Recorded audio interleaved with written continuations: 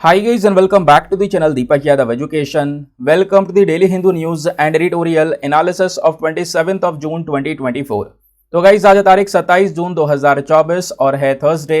देखेंगे आज के द हिंदू कंप्लीट न्यूज़पेपर को एनालाइज करेंगे। बट लेक्चर में आगे बढ़ने से पहले अगर आपको इस लेक्चर का पीडीएफ चाहिए तो क्या करना है, सबसे पहले डाउनलोड करना है टेलीग्राम, देन उसके बाद जाके सर्च बॉक्स में टाइप करना Deepak Yadav education UPSC. As you can see guys आपको ये वाला चैनल मिल जाएगा, इस पर क्लिक करना और जाकर इस चैनल को ज्वाइन कर लेना। यहाँ से आप डेली बेसिस पे इस लेक्चर के पीडीएफ को डाउनलोड कर पाएंगे।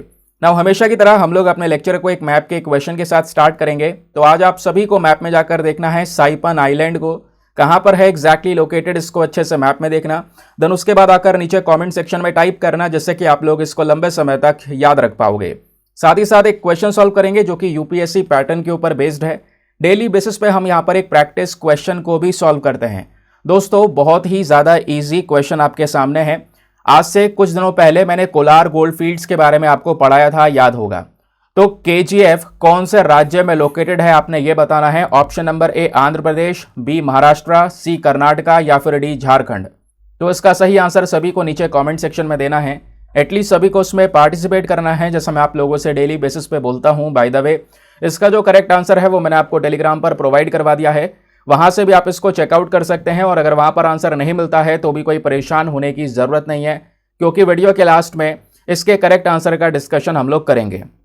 तो चलो शुभारंभ करते हैं और चलते हैं सबसे पहले थंबनेल वाले इंपॉर्टेंट आर्टिकल की तरफ। ये topic GS paper number 3 science and technology के पॉइंट ऑफ व्यू से बहुत ही ज़्यादा इंपॉर्टेंट होने वाला है। दोस्तों हम बात कर रहे हैं चाइना के चांगी 6 मिशन के बारे में। ये मिशन काफ़ी इंपॉर्टेंट होगा आने वाले समय पे कई सारे एग्जामिनेशंस के लिए।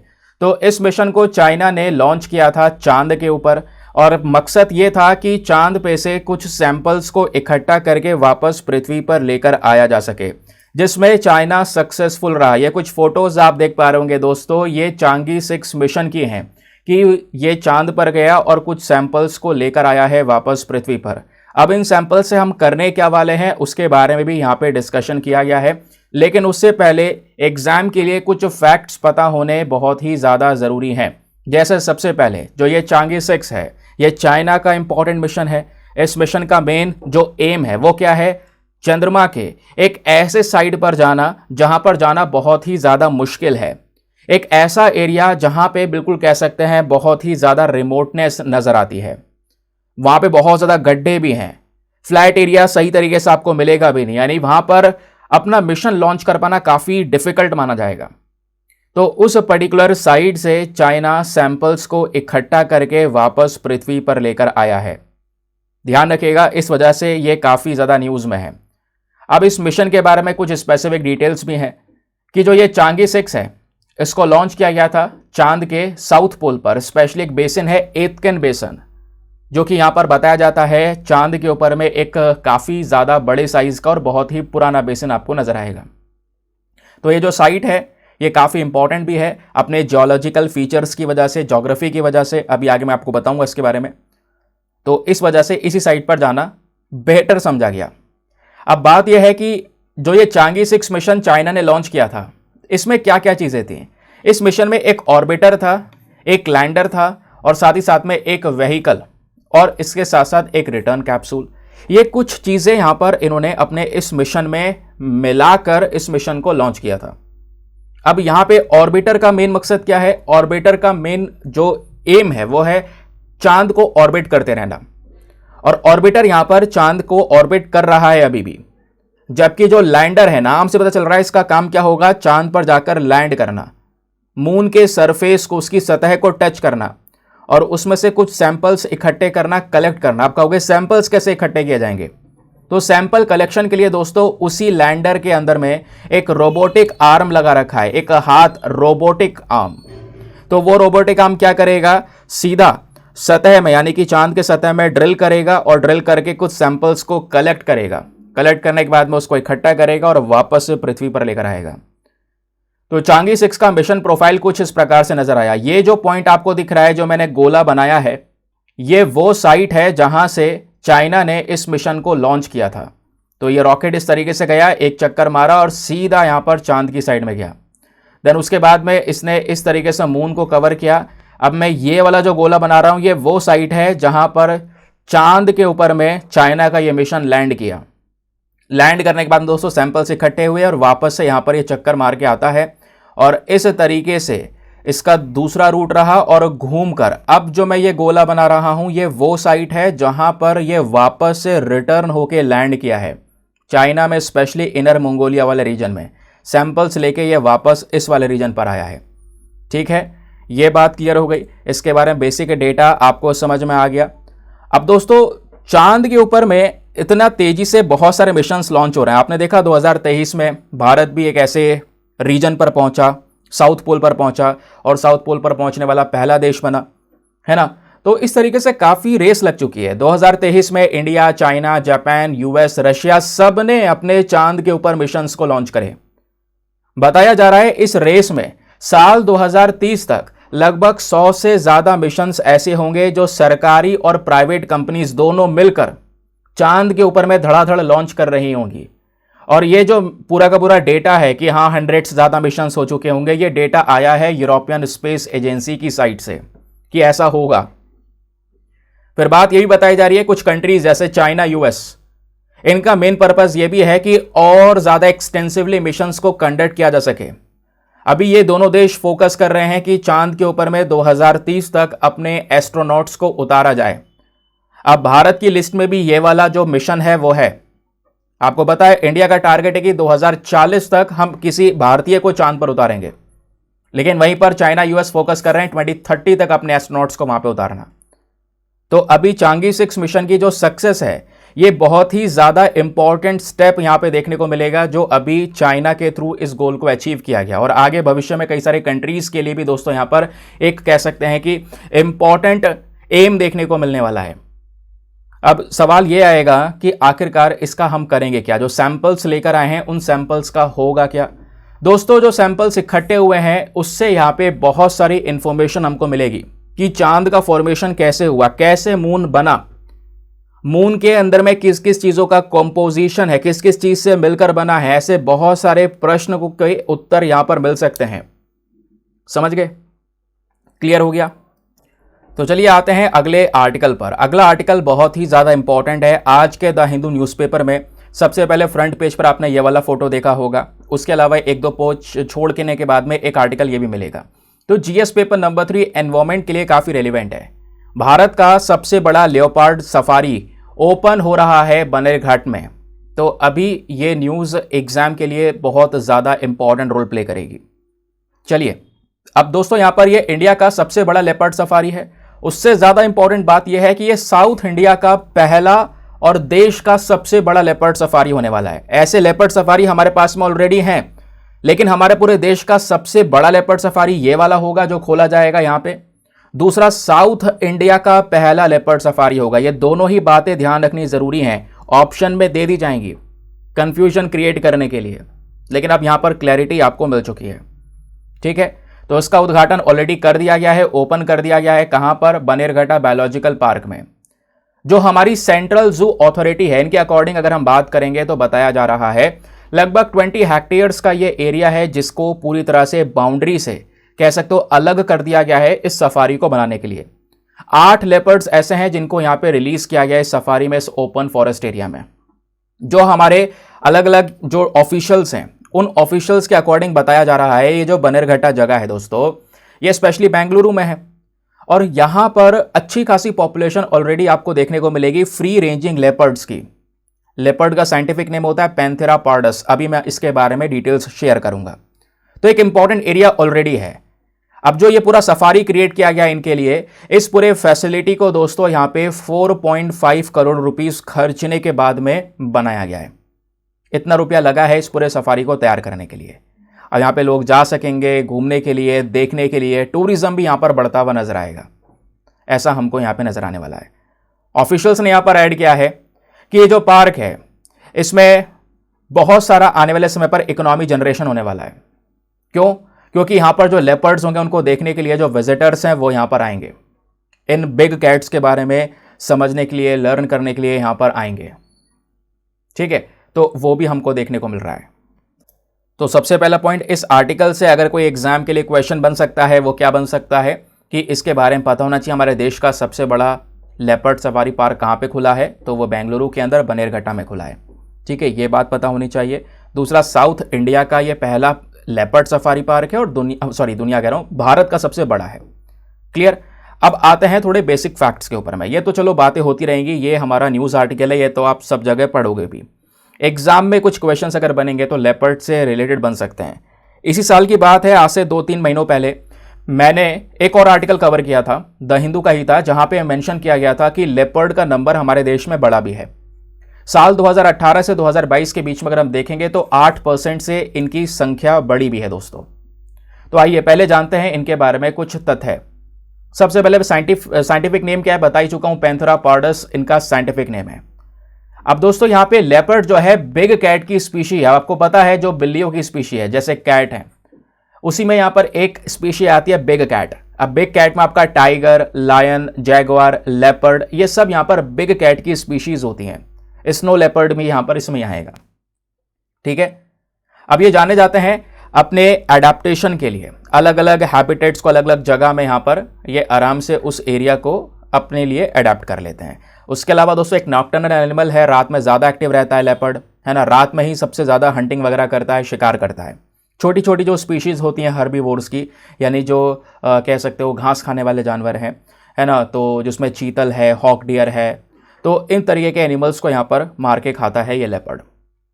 और लेपर्ड में ही दोस्तों एक और चीज़ आती है, एक और कॉन्सेप्ट आता है मेलेनिज्म। ध्यान रखिएगा, वेरी वेरी इंपॉर्टेंट, इसको लेकर भी कई बार चर्चाएं हो चुकी हैं। मेलेनिज्म दोस्तों एक ऐसा कह सकते हैं कि प्रोसेस होता है लेपर्ड्स के अंदर में जहां पर इनकी पूरी की पूरी खाल ब्लैक हो जाती है। जैसे आप ये लेपर्ड देख पा रहे होंगे, इनके ऊपर मार्क्स बने हुए हैं गोल गोल करके, है ना, ये ब्लैक कलर के। लेकिन कई बार पूरे ब्लैक आपने लेपर्ड देखे होंगे, ये पूरा का पूरा कंप्लीटली ब्लैक होगा या ब्लैक कलर बहुत ज्यादा होगा बॉडी पर। वो होता है मेलेनिज्म की वजह से। समझ गए? तो मेलेनिज्म की वजह से इनके जो स्पॉट हैं वो पूरी बहुत ज्यादा साइज के बड़े होते हैं, पूरा ब्लैक बॉडी होता है। और जब पूरा कंप्लीटली ब्लैक लेपर्ड होता है तो उसको लेपर्ड कम ब्लैक पैंथर का नाम दिया जाता है दोस्तों। ठीक है, अब लोग सोचते हैं अलग स्पीशी है, बट वो एक मेलेनिस्टिक लेपर्ड है जिसको ब्लैक पैंथर बोलते हैं। क्लियर? चलिए अब आगे आते हैं, हैबिटेट की बात करते हैं। तो ये लेपर्ड कहाँ कहाँ पर पाए जाते हैं? स्पेशली जो हमारे सब सहारन अफ्रीकन रीजन है, वेस्टर्न सेंट्रल एशिया है, south east and east Asian countries हो गई, इन सभी जगह पे लेपर्ड्स देखने को मिलेंगे। और जब बात आती है इंडियन लेपर्ड्स की, तो हमारे देश में भी कई सारी जगह पर इंडियन लेपर्ड्स पाए जाते हैं। इंडिया में इसकी पॉपुलेशन किस लेवल पर है? तो हाल ही की जो रिपोर्ट आई है, status of leopards in India 2018, इस रिपोर्ट को रिलीज किया गया है ministry of environment, forest and climate change के थ्रू। इस रिपोर्ट के अंदर बताया गया कि 2014 से अगर हम अभी देखें ये समय में, तो 60% के आसपास इन लेपर्ड की पॉपुलेशन बढ़ी है। 2014 में इनकी पॉपुलेशन लगभग 8,000 के आसपास हुआ करती थी, अभी जो है बढ़कर 12,852 के आसपास हो चुकी है। लार्जेस्ट नंबर ऑफ जो लेपर्ड्स की पॉपुलेशन है वो कहां पर देखने को मिलती है? तो भारत में सबसे ज्यादा ये लेपर्ड मध्य प्रदेश में पाए जाते हैं, उसके बाद कर्नाटका एंड देन उसके बाद में महाराष्ट्र। ठीक है, ये 3 स्टेट्स सीक्वेंस में याद रखिएगा। अब कुछ कुछ स्टेट्स में पॉपुलेशन इनकी नहीं बढ़ी है दोस्तों, ये भी एक बात आपने नोट करके रखनी होगी। कई सारे जगह पर इनकी पॉपुलेशन कम भी हुई है। उसके पीछे का रीजन यह है कि इनको बहुत बड़ा खतरा भी देखने को मिलता है, क्योंकि इन लेपर्ड्स को मार दिया जाता है, इनकी हंटिंग होती है, इलीगल ट्रेड होता है। लेपर्ड की खाल आपने देखा होगा, इसका व्यापार होता है बहुत ज्यादा, इनके बॉडी पार्ट्स का व्यापार होता है। उसके अलावा आजकल जिन जिन जगह पे फॉरेस्ट में लेपर्ड्स पाए जा रहे हैं, लगातार फॉरेस्ट की कटाई चल रही है, पेड़ों को काट रहे हैं, डिफॉरेस्टेशन हो रहा है। उसकी वजह से लेपर्ड्स दोस्तों निकल कर जो ह्यूमन सेटलमेंट एरियाज है जहां पर इंसान रह रहे हैं वहां पर घुस जाते हैं, फिर ह्यूमन एनिमल कॉन्फ्लिक्ट हो जाता है, लोग बचने के लिए लेपर्ड्स को मार देते हैं। ऐसे केसेस की वजह से भी इनकी पॉपुलेशन कम हुई है।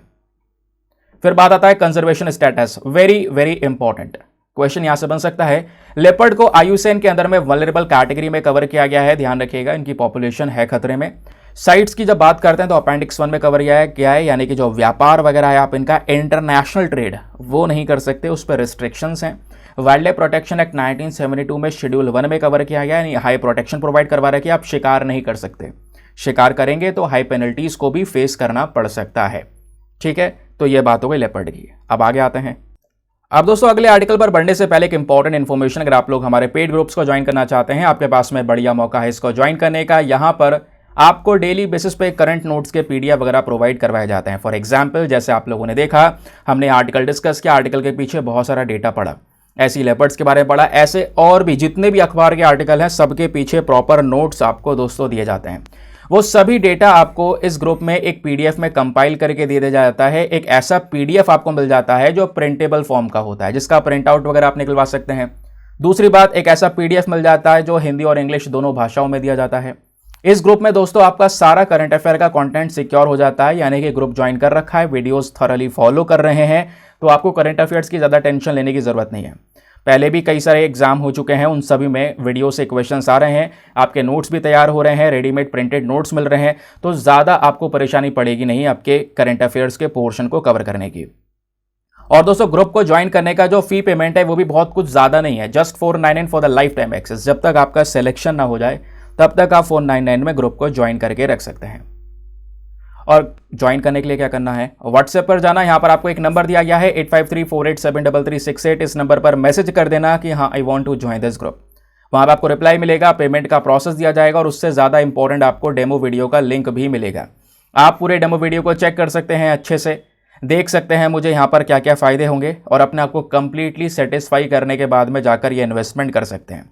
बाकी दोस्तों यार, मेक श्योर ज़रूर क्या करो, वीडियो पे जो लाइक का बटन है उसको प्रेस कर दिया करो। 5000 लाइक्स का टारगेट होता है, आजकल वो टारगेट नहीं अचीव हो पाता, तो आप लोगों से रिक्वेस्ट है, उससे सपोर्ट मिलता है, वीडियोज़ यहाँ पे दोस्तों आगे प्रमोट भी होती हैं।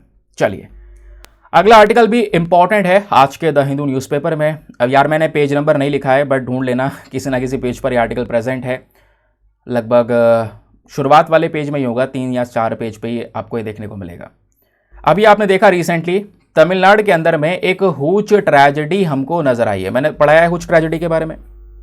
हूच क्या होता है दोस्तों? हूच होती है इलीगल बनाई हुई लिकर, यानी जो शराब बनाई जाती है उसका एक प्रॉपर प्रोसेस होता है, लेकिन जब इलीगल तरीके से बना रहे हैं, ठीक है, और ऐसे ही बिना लाइसेंसिंग वगैरह के काम चल रहा है, लोकल लेवल पे बनाया जा रहा है, तो वही शराब दोस्तों जहर बन जाती है इंसान के लिए, और वही जहर वाली शराब, उसी को हम बोलते हैं हूच।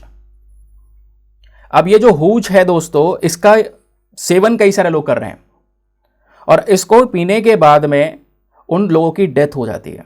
तमिलनाडु में वही केस निकल कर आया, बताया गया कि इस हूच का यूज करने की वजह से लगभग 63 लोगों की जान जा चुकी है।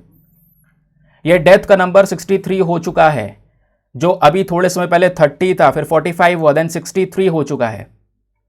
तो अभी तमिलनाडु में बताया जा रहा है 88% ऐसे हैं, इसमें 3 महिलाएं भी हैं जिनका ट्रीटमेंट चल रहा है। 74% ऐसे हैं जिनमें 2 महिलाएं भी हैं, एक ट्रांस पर्सन भी आपको देखने को मिलेंगे। ये सब डिस्चार्ज किए गए। तो आप इमेजिन कीजिए, 70-80 लोग डिस्चार्ज कर दिए गए, अभी भी 80-90 लोगों का ट्रीटमेंट चल रहा है, 60-65 लोगों की जान जा चुकी है। तो इतना ज़्यादा भयंकर सिनेरियो निकल कर आया तमिलनाडु से। और ये इसके पीछे का रीज़न क्या है? केवल और केवल हूच, ये इलीगल तरीके से बनाई हुई शराब, जो कि इंसान के लिए जहर बन जाती है। तो अभी इसी पूरे मामले को इन्वेस्टिगेट करने के लिए जो NCSC है, वेरी वेरी इंपॉर्टेंट, NCSC की फुल फॉर्म है national commission for scheduled caste, साथ ही साथ में NCW that is national commission for women, ये आप देख पाएंगे। NCSC एंड NCW, इन दोनों की टीम पहुंच चुकी है तमिलनाडु के अंदर, स्पेशली जो जगह है करुणापुरम, जो कि एपिसेंटर बना हुआ है हूच ट्रेजेडी का। तो वहां पर जा चुके हैं, इन्वेस्टिगेट कर रहे हैं। और NCSC जो टीम है उसको लीड किया जा रहा है एक चेयरमैन के थ्रू। उन्होंने रिपोर्टर्स को यह बताया है कि जो ये हूच है, ये सबसे इंपॉर्टेंट रीजन बना हुआ है लोगों की जान का, और कोई भी एक्शन वहां पे नहीं लिया जा रहा है, ना ही पुलिस के थ्रू, ना ही कोई इंपॉर्टेंट अथॉरिटीज कोई एक्शन ले रही हैं। इस प्रकार की जो सिमिलर ट्रेजेडी है वो इसी राज्य में पहले भी हो चुकी है, फिर भी कोई एक्शन नहीं लिया गया, कोई अलर्ट नहीं लिया गया। तो क्या इंसान की जो जान जा रही है वो बिल्कुल आम है? उस पर एक्शन लेना बनता था। जो ये हरकतें हो रही हैं, जहां पर हूच बनाई जा रही है, इसको रोकना जरूरी है। ज्यादातर जो विक्टिम्स है दोस्तों यहाँ पर, वो रोजमर्रा की जिंदगी जी रहे हैं, रोज कमा रहे हैं, खा रहे हैं, है ना, और फैमिली है काफ़ी ज़्यादा बड़ी, उनमें कई सारे लोगों की जान जा चुकी है। तो बताइए आगे की फैमिली कैसे सरवाइव कर पाएगी? तो इन सब केसेस को इंक्वायर करने के लिए NCSC और NCW की जो टीम है वो अभी तमिलनाडु के अंदर में जा चुकी है। एनसीडब्ल्यू टीम को लीड कर रहे हैं मेंबर खुशबू सुंदर। तो इन्होंने भी इंक्वायरीज वगैरह कंडक्ट की हैं विक्टिम फैमिलीज के साथ में। इन्होंने मांग की है कि ये पूरा का पूरा case central bureau of investigation CBI को इंक्वायर करना चाहिए, क्योंकि बहुत ज़रूरी है। अदरवाइज इस प्रकार के केसेस और भी निकल कर आएंगे। आपको पता होगा पंजाब से भी ऐसे कई सारे केसेस आते हैं कि हूच पीने की वजह से कई सारे लोगों की जान चली गई। तो ये कोई नया मुद्दा नहीं है, ये सही बात है। कई आर्टिकल्स हम कई सालों से डिस्कस कर रहे हैं। मैं न्यूज़पेपर एनालिसिस शुरू किया था तब से यहाँ पर हूच ट्रेजेडी के बारे में पढ़ाता आ रहा हूँ। तो डेफिनेटली यहाँ पर बात यह है कोई एक्शन नहीं लिया जा रहा है, तो उसको यहाँ पर देखने की ज़रूरत है।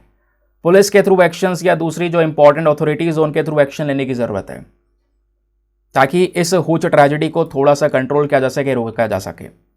तो दोस्तों यहाँ पर ये तो आपको समझ आया हूच क्या होता है। अब एग्जाम के पर्सपेक्टिव से specially GS paper number 2 polity के अंदर में आपको इन दोनों बॉडी के बारे में पढ़ना होता है, एनसीएससी और एनसीडब्ल्यू।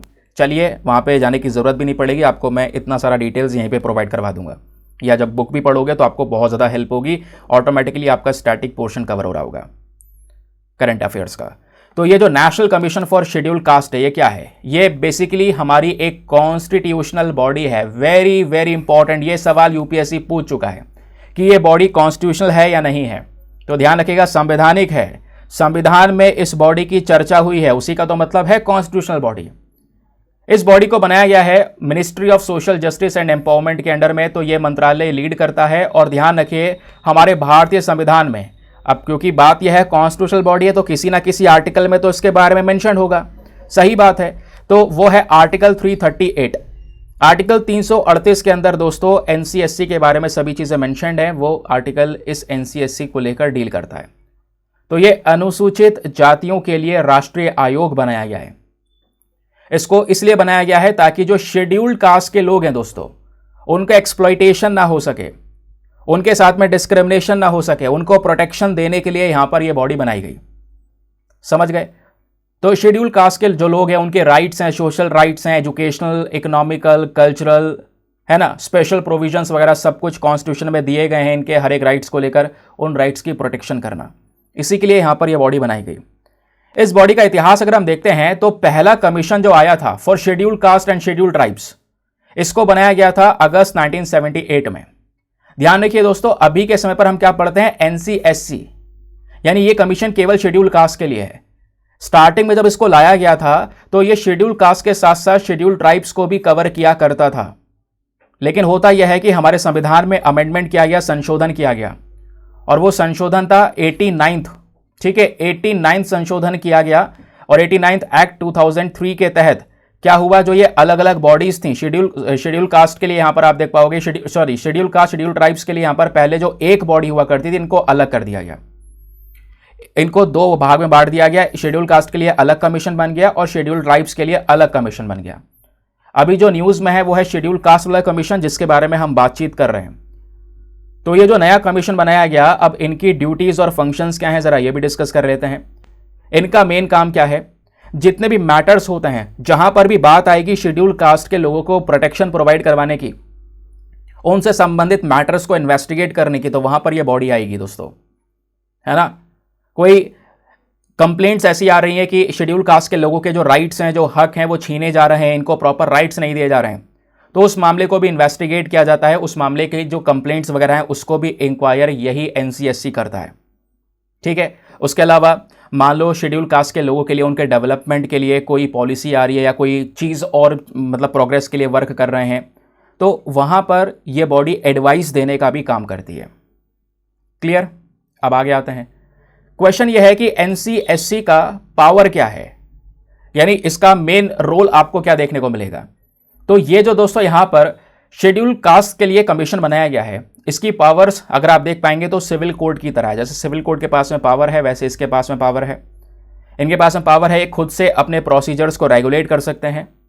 उसके अलावा यूनियन और हर एक जो स्टेट गवर्नमेंट है, यानी केंद्र सरकार और राज्य सरकार, ये यहाँ पर बातचीत करते हैं इस कमीशन से।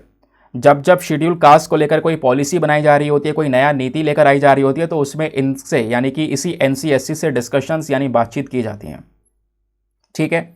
अब दोस्तों इस एनसीएससी का स्ट्रक्चर क्या है ये भी जान लीजिए। इसमें होता कौन कौन है, क्योंकि कमीशन है तो कोई एक व्यक्ति तो चलाएगा नहीं। इतिहास में जब बनाया गया था तो ये वन मैन कमीशन था, लेकिन बाद में अमेंडमेंट्स होते रहे दोस्तों, इसमें संशोधन होते होते आज इसमें मल्टी मेंबर्स हैं। मल्टी मेंबर्स के थ्रू ये कमीशन रूल किया जाता है। इस कमीशन में एक चेयरपर्सन आपको देखने को मिलेंगे, एक वाइस चेयरपर्सन है और 3 और अदर मेंबर्स पाए जाते हैं। तो चेयरपर्सन, वाइस चेयरपर्सन एंड दूसरे मेंबर्स, ठीक है, chairperson, wise person and 3 other member. फिर से बोल रहा हूं, दिमाग में बैठा लेना, मेंबर्स ध्यान में रखना क्योंकि क्वेश्चन बनते हैं। तो ये जो मेंबर्स है दोस्तों, क्वेश्चन ये है अपॉइंट कौन करता है? अपॉइंट करते हैं हमारे प्रेसिडेंट, ठीक। अब ये भी ध्यान रखिएगा, जो ये चेयरपर्सन है, वाइस चेयरपर्सन या जितने मेंबर्स हैं, है ना, इनकी सारी कंडीशंस ऑफ सर्विसेज वगैरह यहां पर डिसाइड करते हैं हमारे प्रेसिडेंट। क्लियर? आगे आते हैं नेक्स्ट आर्टिकल पर। अच्छा, अभी नेक्स्ट आर्टिकल नहीं है। एक बात और ध्यान रखिए, जब बात आती है शेड्यूल कास्ट की, क्योंकि हम स्पेशली एनसी एससी को लेकर बातचीत कर रहे हैं, national commission for schedule caste, तो शेड्यूल कास्ट को लेकर हमारे संविधान में कहां पर कौन कौन से आर्टिकल क्या क्या बातचीत करते हैं ये भी पता होना चाहिए। तो दोस्तों आर्टिकल नंबर 15, ये आर्टिकल कह सकते हैं स्पेसिफिकली एड्रेस करता है कि जो शेड्यूल कास्ट या फिर कास्ट के आधार पर जो डिस्क्रिमिनेशन, जो भेदभाव होता है ना, उस चीज को रोकने की बात करता है आर्टिकल 15, जो कि एक फंडामेंटल राइट है। अगेन यहां पर शेड्यूल कास्ट को आगे बढ़ाने के लिए, उनको ऊपर उठाने के लिए ये आर्टिकल 15 काम करता है। फिर इसी तरीके से आर्टिकल 17 है। अब आर्टिकल 17 अनटचेबिलिटी जैसी चीजों को अबॉलिश कर देता है, ठीक है। अनटचेबिलिटी या कोई और जैसी एक प्रैक्टिस है जहां पर बहुत डिस्क्रिमिनेशन हो रहा है, उन भेदभाव जैसी चीजों को यहां पर यह खत्म कर देता है, ठीक है। इसकी मांग है सोशल डिस्क्रिमिनेशन को खत्म करना और इक्वालिटी को प्रमोट करना, सभी लोगों में एक समानताएं देखने को मिले। फिर आर्टिकल 46, ये जो आर्टिकल है दोस्तों, ये डायरेक्ट करता है हमारी स्टेट को, हमारी गवर्नमेंट को, कि वो क्या कर सकें, ज्यादा से ज्यादा एजुकेशनल और इकोनॉमिक इंटरेस्ट को प्रमोट करें, स्पेशली शेड्यूल कास्ट के लिए या दूसरे जो वीकर सेक्शन ऑफ सोसाइटीज हैं उनके लिए वर्क करें, उनको प्रोटेक्ट करें सोशल इनजस्टिस से, समाज में उनके साथ में कोई अन्याय ना हो, हर प्रकार के एक्सप्लॉयटेशन से बचाने का काम करें। तो इसके लिए यहां पर सरकार को डायरेक्शन देता है आर्टिकल 46। फिर आर्टिकल 243D क्लॉज 4, इसके प्रोविजन अगर आप देखेंगे दोस्तों तो वो ये मेंशन करता है शेड्यूल कास्ट के लोगों को पंचायत में रिजर्वेशन देने की बात करता है, लोकल सेल्फ गवर्नमेंट इंस्टीट्यूशंस में, तो इनको रिजर्वेशन मिलता है इस पर्टिकुलर आर्टिकल से। फिर आर्टिकल 243T क्लॉज 4, ये बेसिकली म्यूनिसिपैलिटीज के अंदर में शेड्यूल कास्ट को रिजर्वेशन देने की बात करता है। फिर आर्टिकल 330 एंड आर्टिकल 332, ये यहां पे बात करता है शेड्यूल कास्ट के, स्पेशली यहां पर जो रिजर्वेशन है लोकसभा के अंदर में या लेजिस्लेटिव असेंबली के अंदर में, यहां पर एससी और एसटी दोनों की बात हो रही है। तो शेड्यूल कास्ट और शेड्यूल ट्राइब्स को लोकसभा एंड लेजिस्लेटिव असेंबली में रिजर्वेशन के लिए यहां पर फेवर करता है आर्टिकल 330 एंड आर्टिकल 332। तो ये हमारे कॉन्स्टिट्यूशन के सभी आर्टिकल्स हैं जो शेड्यूल कास्ट की अपलिफ्टमेंट को लेकर बात कर रहे हैं, या फिर आपसे क्वेश्चन बने कि शेड्यूल कास्ट को लेकर क्या क्या संवैधानिक प्रावधान आपको नजर आएंगे, तो वो प्रोविजंस आपके सामने हैं। क्लियर? तो हमने कंप्लीट तरीके से एनसीएससी पढ़ा। अभी एक पोर्शन रह गया है, क्योंकि मैंने बोला था पहले ही कि इस आर्टिकल में एनसीएससी की तो बात हुई है, साथ ही साथ में NCW, that is national commission for women की बात भी हो रही है। तो नेशनल कमीशन फॉर वुमेन क्या है, आइए फटाफट इसको भी कवर कर लेते हैं। हाथों हाथ आपके 2 टॉपिक्स पॉलिटी कवर हो जाएंगे, स्पेशली लक्ष्मीकांत के। तो नेशनल कमीशन फॉर वुमेन दोस्तों स्टैच्यूटरी बॉडी है, ध्यान रखिएगा। जो पहली वाली हमने पढ़ा शेड्यूल कास्ट वाली बॉडी, वो कॉन्स्टिट्यूशनल बॉडी है, संविधान में उसके बारे में मेंशन किया गया है। एनसीडब्ल्यू एक स्टैच्यूटरी बॉडी है, इसको पर्टिकुलरली एक एक्ट के माध्यम से बनाया गया है, और नाम से पता चल रहा है वुमेन कमीशन, यानी कि महिलाओं के लिए काम करती है, महिलाओं के हक के लिए यहां पर लड़ती है ये बॉडी। सरकार अगर कोई महिलाओं के लिए डिसीजन लेकर आ रही है, कोई पॉलिसी लेकर आ रही है, तो उसमें एडवाइस करने का काम करता है नेशनल कमीशन फॉर वुमेन। इस कमीशन को बनाया गया था जनवरी 1992 में हमारे इंडियन कॉन्स्टिट्यूशन के प्रोविजंस के अंडर में। स्पेशली जो एक्ट है ना, वो है national commission for women act. तो इस कानून के तहत बनाया गया। तो कहने का मतलब है जब एक्ट के थ्रू बनाते हैं तो वो एक स्टैच्यूटरी बॉडी कहलाती है। अब इसका मेन पर्पस क्या है वो मैं आपको बता ही चुका हूं, महिलाओं के राइट्स की बात करना, उनकी आवाज बनकर आगे आना, है ना। फिर कई सारे यहां पर कह सकते हो इशू आता है, डाउरी का, पॉलिटिक्स हो गया, रिलीजन का इशू, देन उसके बाद में महिलाओं के लिए इक्वल रिप्रेजेंटेशन देना जॉब्स में। तो ये सारा काम, इन सब टॉपिक्स को हैंडल करता है ये नेशनल कमीशन फॉर वुमेन, यानी राष्ट्रीय महिला आयोग।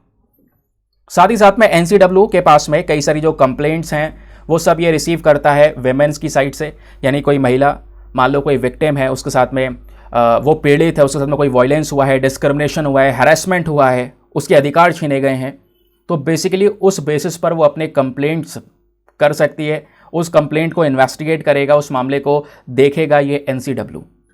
तो ये बात हो गई नेशनल कमीशन फॉर वेमेन की। ऐसे ही दोस्तों राज्यों के स्तर पर राज्यों के लिए स्टेट कमीशन फॉर वेमेन भी है, ध्यान रखिए। तो एनसीडब्ल्यू के अलावा यहां पर आपको स्टेट कमीशंस भी नजर आती हैं वेमेन के लिए, अलग अलग राज्यों में, अलग अलग यूनियन टेरिटरीज के अंदर में, ठीक है। उनको अलग अलग स्टेट एक्ट के तहत बनाया गया है।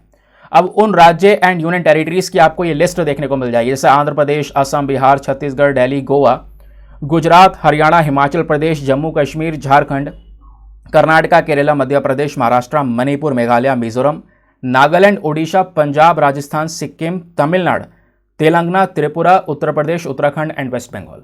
ये कुछ स्टेट्स एंड यूनियन टेरिटरीज हैं दोस्तों जिनके पास में अपना खुद का ये वेमेन कमीशन है। अब वेमेन कमीशन का ऑब्जेक्टिव क्या है ये तो हम ऑलरेडी समझ चुके हैं, है ना, कि एम्पावर करना वेमेन को, उनके लिए काम करना, इनके फंक्शन क्या है वो भी समझ चुके हैं, सरकार को एडवाइस देना, एड एंड सपोर्ट प्रोवाइड करवाना। पिछले कुछ समय पर ये जो कमीशन है ये काफ़ी सारी समस्याओं से भी गुजरे, इसमें पॉलिटिकल इंटरफेरेंस हमने देखा है ना, ज़्यादा इस कमीशन के बारे में अवेयरनेस नहीं है, तो ये भी एक बहुत बड़ी प्रॉब्लम है दोस्तों, क्योंकि ये कमीशन बना हुआ है लेकिन फिर भी बहुत सारे ऐसे रिमोट वाले एरियाज हैं जहां पर महिलाओं के साथ में अपराध हो रहा है लेकिन उनको पता नहीं है कि वहां पे दर्ज करवाना है, तो इसके बारे में अवेयरनेस फैलानी भी बहुत ज़्यादा ज़रूरी हमको देखने को मिल जाता है। ठीक, चलिए आता है एक और बहुत ही ज़्यादा इंपॉर्टेंट आर्टिकल। एक स्टडी यहां पर आई है दोस्तों, उस स्टडी ने यहां बोला है prolonged exposure to coal mining causes respiratory skin disease in workers. Coal mining जो होती है यानी कोयले का खनन करना, जैसे गोल्ड माइनिंग होती है खनन करके सोना निकालना, वैसे ही दोस्तों यहाँ पे खनन करके कोयला निकाला जाता है। अब ऐसे कोल माइंस हमारे देश में कई सारी जगह पर हैं, आगे चर्चा करेंगे। तो बात यहाँ पर ये हो रही है, जो कोल माइनिंग हो रही है दोस्तों वो कुछ वर्कर्स कर रहे हैं, जैसे आप यहाँ पर देख पाओगे, है ना। अब ये वर्कर्स खनन करते वक्त लंबे समय तक कोयले के कांटेक्ट में हैं, तो बताया जा रहा है लंबे समय तक कोल माइनिंग के एक्सपोजर में रहने की वजह से ये लोग कई सारी अलग अलग प्रकार की बीमारियों से गुजर रहे हैं। किसी को रेस्पिरेटरी प्रॉब्लम हो रही है, किसी को स्किन डिजीज आपको देखने को मिलेंगी। तो वही यहां पर एक्सप्लेन किया गया है, आइए थोड़ा इसको विस्तार से समझने की कोशिश करते हैं। जो ये केसेस आ रहे हैं दोस्तों लगभग 6 अलग अलग डिस्ट्रिक्ट से आ रहे हैं। कहां से? कोरिया एंड रायगढ़, ये छत्तीसगढ़ के डिस्ट्रिक्ट हैं। फिर झारखंड का धनबाद और रामगढ़ हो गया। देन ओडिशा का अंगुल एंड जजपुर हो गया। ये वो जगह है जहां पर बड़े मात्रा में कोल माइनिंग होती है। और यहां पे हमने देखा, सर्वे किया, लगभग 1200 लोगों का सर्वे किया, उनके घर जाके पूछा, स्पेशली जो ये इन कोल माइंस में काम करते हैं। तो पता ये चला कि ये जो लोग हैं ये कई सारे हेल्थ इश्यू से गुजर रहे हैं। कोई क्रोनेटिक ब्रोंकाइटिस हो गया, अस्थमा से गुजर रहा है, डर्मेटाइटिस प्रॉब्लम से गुजर रहा है, या फंगल इन्फेक्शन उनको हो चुका है। और सबसे चौंकाने वाली बात यह भी निकली कि ये सब बीमारी से गुजर रहे हैं और एवरेज मंथली बेसिस पर लोग 300 से 1000 रुपये अपने बिल्स के ऊपर खर्च कर रहे हैं, जहां पे दवाइयों का इलाज करवा रहे हैं। मंथली मेडिकल बिल्स 300 से लेकर 1000 रुपीज़ इनका मंथली बेसिस पर एक्सपेंस हो रहा है दवाइयों और इन सब खर्चों पर। तो ये यहां पर बताया गया। तो जो लोग हैं जो माइंस में काम कर रहे हैं वो तो इन प्रॉब्लम से गुजर रहे हैं दोस्तों, लेकिन साथ ही साथ ये बताया जो लोग इन माइंस के आसपास रह रहे हैं वो भी कहीं ना कहीं बहुत ज्यादा प्रॉब्लम्स में आ रहे हैं। धनबाद और रामगढ़ की बात हो गई। जो लोग इन माइंस के आसपास रह रहे हैं उनको भी कहीं ना कहीं लंग्स के संबंधित, फेफड़ों से संबंधित बहुत सारी बीमारियां हो रही हैं। सांस लेने में तकलीफ हो रही है, अस्थमा हो रहा है, ब्रीथिंग रिलेटेड डिजीज हो रही हैं, स्किन इन्फेक्शंस हो रहे हैं। तो यहां पर कह सकते हैं कि लोगों को, स्पेशली जो कोल माइंस के आसपास रह रहे हैं, उनको दूसरी जगह पर शिफ्ट करने की जरूरत है, पहली चीज। दूसरा, अब इनका क्या करें? जो कोल माइंस में काम कर रहे हैं वो भी तो जरूरी है, सबसे ज्यादा खतरे में तो वो लोग हैं। तो दोस्तों उनको एक सेफ्टी इक्विपमेंट प्रोवाइड करवाने की जरूरत है, जो हमें नहीं देखने को मिलता। कोई सेफ्टी इक्विपमेंट्स उनको नहीं दी जाती है, ऐसी वो रॉ काम करते हैं, सब हाथों से करा काम, उसके बाद में चले गए घर। तो ये प्रॉब्लम्स दोस्तों निकल कर आ रही है। और दूसरी तरफ आपको पता है भारत में कोयले की जो डिमांड है वो कितने ज्यादा बड़े लेवल पर है। जब हम लोग बात करते हैं रिन्यूएबल एनर्जी की, तो इंडिया की जब दोस्तों बात होती है तो आप ये देख पाएंगे जो हमारा मेन सोर्स ऑफ एनर्जी आज वो कोयला ही है। कोयले से ही सबसे ज्यादा बिजली का उत्पादन होता है। भारत का जो टोटल पावर जनरेशन हो रहा है उसमें से आधा, आप इमेजिन कीजिए, पूरे भारत का आधा पावर जनरेशन यहां पे केवल और केवल कोल पावर थर्मल प्लांट से आ रहा है। वो पावर प्लांट्स जहां पर कोयले को जलाकर बिजली का प्रोडक्शन किया जाता है। तो ये यहाँ पर बताया जा रहा है। तो इसके बेसिस पर बहुत ज़्यादा माइनिंग भी की जाती है। ये आप देख पाएंगे, ये जो फोटो है ये झारखंड का फोटो है, धनबाद का फोटो है, जहाँ पे वर्कर्स यहाँ पे कोयला निकाल रहे हैं। तो ये आपको पर्टिकुलर न्यूज़ समझ में आया कि खबर क्या चल रही है और अभी के समय पर प्रॉब्लम्स क्या नजर आ रही हैं। इसी खबर से दोस्तों मैं एक खबर और जोड़ूंगा जो थोड़े दिनों पहले चर्चाओं में थी, उसका डिस्कशन हमने नहीं किया, तैयार था आर्टिकल, डिस्कशन नहीं हुआ था। तो आज बढ़िया मौका था, आर्टिकल हमारे न्यूज़पेपर में था ही, तो उसको मैं पहले वाले आर्टिकल से जोड़कर आपको एक और इंटरेस्टिंग आर्टिकल देने वाला हूं जो एग्जाम के लिए इंपॉर्टेंट है। अभी कुछ दिनों पहले दोस्तों यहाँ पे कोयले की बात हो रही है, तो CIL ने कुछ अंडरग्राउंड माइंस जो होती हैं कोयले की, वो हमारे प्राइवेट प्लेयर्स को दी गई। ठीक है, प्राइवेट प्लेयर्स को सौंप दी गई, आप माइनिंग कीजिए ताकि जो रेवेन्यू है उसको ज़्यादा बूस्ट किया जा सके। तो ये काम किसने किया है? CIL ने, that is Coal India Limited ने। कोल इंडिया लिमिटेड ने कुछ ऐसी कोल माइन के, कुछ ऐसी कोयले की खदान जो अबेंडेंड है, जिनको त्याग दिया गया है, वो प्राइवेट प्लेयर्स को सौंप दी कि भाई आप लीजिए, आप खनन कीजिए, थोड़ा पैसा आप रखना, कमाना थोड़ा सा हमें दे देना, है ना, क्योंकि वैसे तो वो खत्म पड़ी है माइंस, कुछ हो ही नहीं रहा है उसके अंदर काम, ना ही यहाँ पर वर्कर्स रखे गए हैं। तो यहाँ पे रेवेन्यू शेयर मॉडल पर ये काम किया जा रहा है, प्राइवेट प्लेयर्स को सौंपा जा रहा है, आपसे जो निकाला जाए निकालिए, पैसा कमाइए, थोड़ा बहुत हमें दे देना। इस तरीके से दोस्तों यहाँ पर अभी रिसेंटली एक खबर आई थी जिसकी वजह से हम बात करने वाले हैं कोयले की। तो दो आर्टिकल आपने पढ़े, रेलिवेंट है, आप दोनों के बेसिस पर जरा डिस्कशन करते हैं दुनिया में और भारत में कोयले का इंपॉर्टेंस और उसका स्थिति क्या है। कोयला अभी भी एक वाइड स्प्रेड रिसोर्स है फॉर एनर्जी एंड केमिकल्स। सबसे ज्यादा जो एनर्जी प्रोड्यूस हो रही है वो अभी भी कोयले की वजह से हो रही है। हम इस पॉइंट को, इस फैक्ट को बिल्कुल भी नकार नहीं सकते। भले ही यहां पर दुनिया भर का प्रेशर हो, दुनिया भर की कंट्रीज आवाजें उठा रही हो, पोल्यूशन को रोकना है, लेकिन फिर भी प्रोडक्शन कोयले से ही हो रहा है। 75% के आसपास दुनिया का जो रिकवरेबल कोल रिसोर्सेस है वो 5 देशों से आती हैं दोस्तों। दुनिया का 75% कोयला कहां से आ रहा है? सबसे पहले यूएस है, then Russia, then Australia, then China and then India. ठीक है, इंडिया के पास में 10% है, चाइना के पास में 13%, ऑस्ट्रेलिया के पास में 14%, रशिया के पास में 15% एंड यूएस के पास में 22%। रिकवरेबल कोल रिसोर्सेज की हम बात कर रहे हैं। अब इसमें से हमारे लिए ज्यादा इंपॉर्टेंट है भारत के बारे में पढ़ें, क्योंकि हम एग्जाम के लिए भी प्रिपेयर कर रहे हैं ना।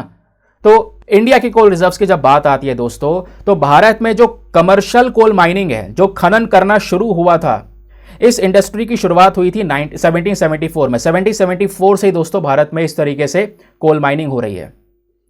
और इस कोल माइनिंग के ऑपरेशंस को लॉन्च किया गया था ईस्ट इंडिया कंपनी के थ्रू। ठीक है, कहां पर? वेस्ट बंगाल में, दामोदर नदी के किनारे।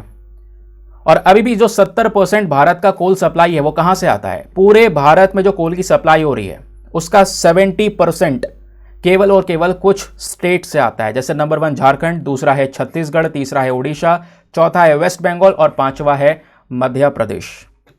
ठीक, अब बात आती है दोस्तों यहां पर एक स्टेट ओन्ड कोल इंडिया जो लिमिटेड है, जो हमारी एक सरकारी कंपनी है कोल इंडिया लिमिटेड।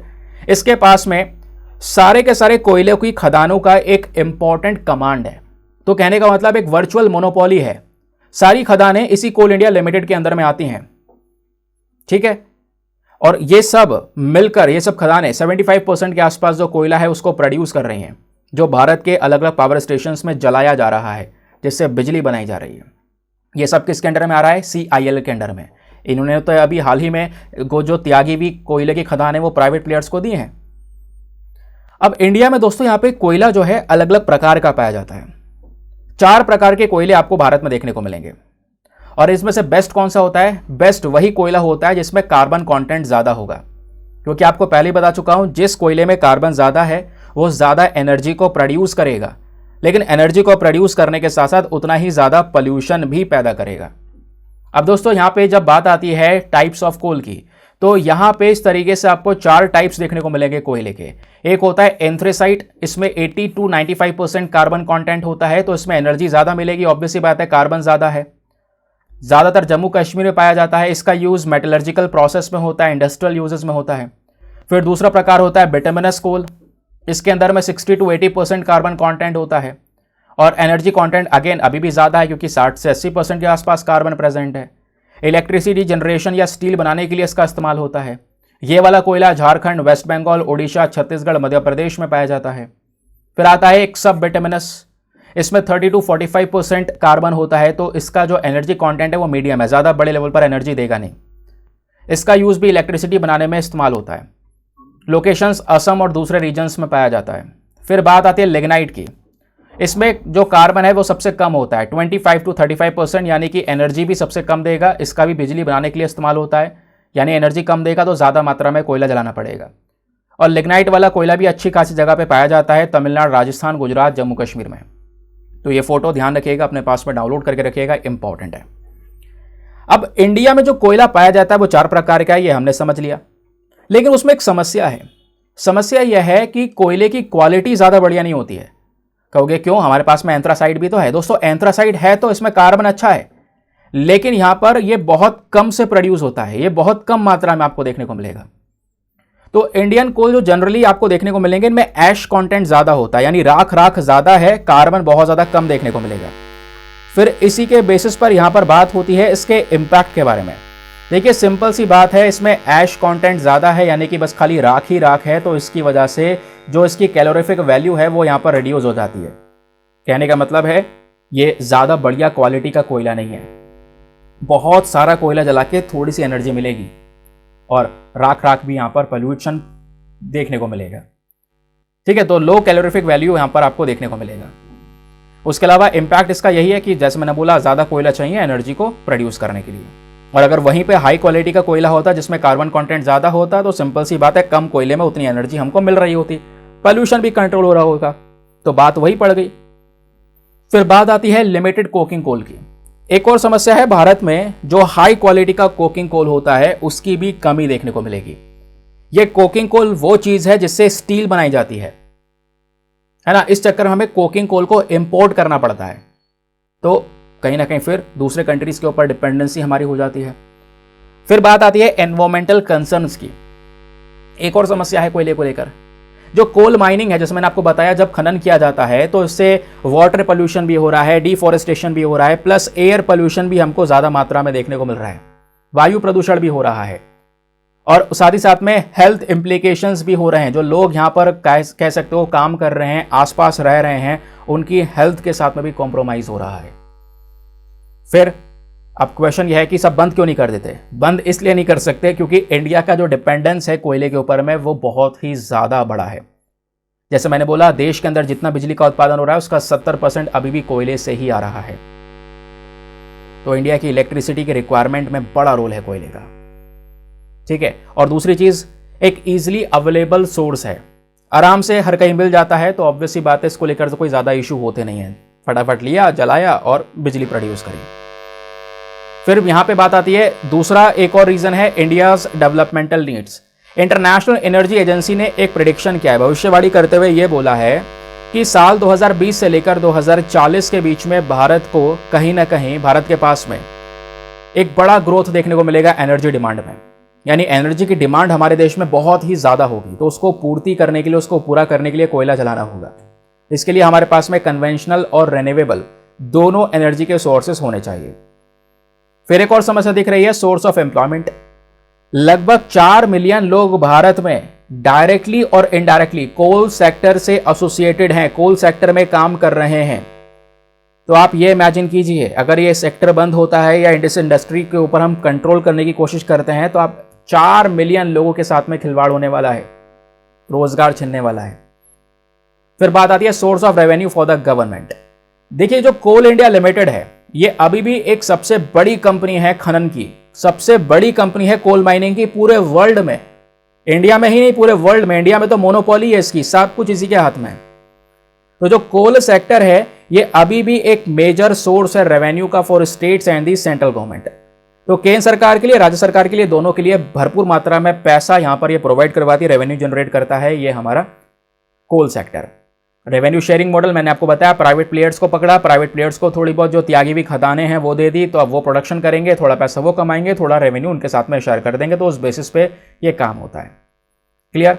चलिए आगे आते हैं एक और सुपर इंपॉर्टेंट टॉपिक पर, बहुत ही ज्यादा रेलिवेंट है, अच्छे से सुनिएगा। एक कॉन्सेप्ट हम डिस्कस करेंगे EUDR का। आज के अखबार में ही आर्टिकल प्रेजेंट है। बताया जा रहा है जो कॉफी एक्सपोर्ट है उसमें एकदम से बढ़ोतरी देखने को मिल गई है, और अभी थोड़े दिनों पहले की खबर क्या थी, देखिए उसको भी इंक्लूड कर देता हूं। जो रोबोस्टा कॉफ़ी है इसके प्राइस बहुत ज़्यादा पहुंच गए थे। क्यों? क्योंकि दुनिया भर में रोबोस्टा कॉफ़ी का शॉर्टेज चल रहा था। दुनिया भर में जो रोबोस्टा वाली कॉफ़ी होती है, कॉफ़ी दो प्रकार की होती है, आगे मैं बताऊंगा। तो इस वाली कॉफ़ी का शॉर्टेज हो गया। अरेबिका कॉफ़ी होती है, एक होती है रोबोस्टा। तो इसका शॉर्टेज हुआ। शॉर्टेज होने की वजह से यहाँ पर सही से लोगों के पास में पहुंच नहीं पा रहा था, डिमांड बराबर थी, प्रोडक्शन नहीं हो रहा था, तो इस बेसिस पर इसके प्राइस बढ़ रहे थे।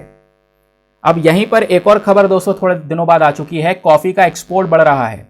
आज के अखबार में लिखा हुआ है कॉफी का एक्सपोर्ट बढ़ रहा है, लेकिन बढ़ने के पीछे का रीजन है यूरोप का एक कदम। यूरोपियन यूनियन, जो कि दोस्तों 27 देशों का पूरा ग्रुप है, इन्होंने डिसाइड किया है ये जल्द से जल्द EUDR लगाना शुरू करेंगे। अब यही मेन रीजन है कॉफी के एक्सपोर्ट के बढ़ने के पीछे का। अब EUDR जानना हमारे लिए बहुत ही ज्यादा जरूरी है। आइए मैं आपको बताता हूं यह है क्या। इसकी फुल फॉर्म है European union deforestation free product regulation. ठीक है, आइए दोस्तों यहां पर क्या है, ये यूरोपियन यूनियन ने एक प्रकार का नया लॉ लेकर आया है, एक नया रेगुलेशन है। और इस रेगुलेशन के तहत तो यूरोपियन यूनियन का मेन एम क्या है, डिफॉरेस्टेशन को काउंटर करना, जो पेड़ों की कटाई हो रही है उसको रोकना। अब पेड़ों की कटाई को कैसे रोकेंगे? ये जो कंपनीज रजिस्टर्ड हैं यूरोपियन यूनियन में, जैसे भारत की कई सारी कंपनी क्या करती हैं, कॉफी को एक्सपोर्ट करती हैं, तो भारत की बहुत सारी कॉफी यूरोप में एक्सपोर्ट होती है, तो वहां पे रजिस्टर्ड है, तो यूरोप हमसे इंपोर्ट कर रहा है, या यूरोपियन कंपनी कोई एक्सपोर्ट भी कर रही हो, तो हर एक वो कंपनी ध्यान रखिएगा, अगर वो यहां पे सामान को प्रोड्यूस कर रहे हैं, फॉर एग्जाम्पल कॉफी को प्रोड्यूस कर रहे हैं और प्रोड्यूस कर रहे हैं उस लैंड पर जहां पर डिफॉरेस्टेशन किया गया है, पेड़ों की कटाई की गई है, तो दोस्तों यहां पर उसको यूरोप एक्सेप्ट नहीं करेगा। तो कहने का मतलब है, अगर 31 दिसंबर 2020 के बाद में यहां पे कोई ऐसा डिफॉरेस्टेड एरिया है जहां पर हमने जंगल काट के कॉफी का उत्पादन किया, या जंगल काट के कोई और प्रोडक्ट्स यहां पर पेड़ वगैरह काट के कोई और प्रोडक्ट को ग्रो किया, और वो प्रोडक्ट हम अगर एक्सपोर्ट करना चाहते हैं यूरोप में, यूरोप यहां पे उसको नहीं एक्सेप्ट करेगा। ठीक है, यूरोप बोलेगा हमें नहीं चाहिए, या उस पर बहुत ज्यादा हाई ड्यूटीज लगा देगा, तो हमें ही वो महंगा पड़ने लगेगा, हमारा ही घाटा होने लगेगा। तो इससे क्या हो रहा है, यूरोप डिफॉरेस्टेशन रोकने की बात कर रहा है, लेकिन उसके इस वाले नियम से सीधा किसको नुकसान होगा, भारत को नुकसान होगा। क्यों? इंडिया इस चीज को क्रिटिसाइज भी कर चुका है, इंडिया ओपोज कर चुका है कि भाई आप कर क्या रहे हैं। आप पिछले साल एक और अनाउंसमेंट कर चुके हैं क्रॉस बॉर्डर एडजस्टमेंट मैकेनिज्म का। इसके तहत आपने बोला है कि अगर हम कोई भी ऐसा प्रोडक्ट बना रहे हैं जिसमें बहुत ज्यादा पोल्यूशन हो रहा है, स्टील वगैरह जैसी चीजें, उसको आप एक्सेप्ट नहीं करोगे, या करोगे तो उसमें बहुत ज्यादा एक्स्ट्रा चार्जेस लगने वाले हैं, तो अगेन वो भी हमारे लिए नुकसानदायक है। तो इंडिया यहां पर इसका क्रिटिसिज्म करता है कि भाई आप जो ये कर रहे हैं, जो लॉज लेके आने की कोशिश कर रहे हैं, ये एक प्रकार का नॉन टैरिफ बैरियर है, ये आप व्यापार में रुकावटें डाल रहे हैं। आपने ये लिख तो दिया, ठीक है, आप अच्छा सोच रहे हैं कि डिफॉरेस्टेशन को रोकना है, ठीक है, सॉरी यहां पर जो पेड़ों की कटाई हो रही है इसको यहां पर रोकना है, लेकिन आपने उसके लिए किया क्या है? इससे तो सीधा व्यापार पे इंपैक्ट पड़ेगा ना।